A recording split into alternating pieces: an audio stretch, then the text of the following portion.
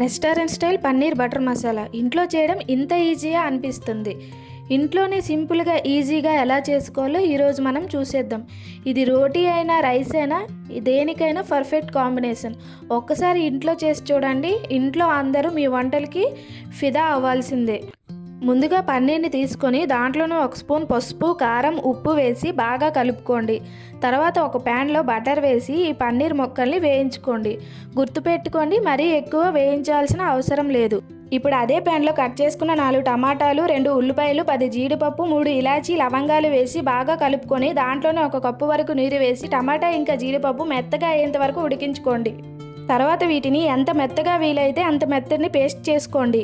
వేరే ప్యాన్లో బటర్ వేసి 2 స్పూన్ల కాశ్మీర్ కారం వేసుకోండి. తర్వాత జాలీ గిన్నెలో మనం చేసుకున్న పేస్ట్ని వేసి కాసేపు అయినాక దాంట్లోనే 1 స్పూన్ ఉప్పు, 1 స్పూన్ కారం, 1 స్పూన్ గరం మసాలా వేసి దాంట్లోనే కసూరి మేతిని కూడా వేసి బాగా కలుపుకోండి.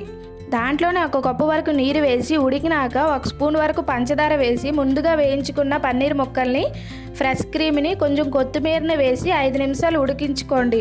కర్రీ ఇలా దగ్గర పడినాక తీసుకుంటే ఎంతో టేస్టీగా ఉండే restaurant style paneer butter masala ready అయినట్లే.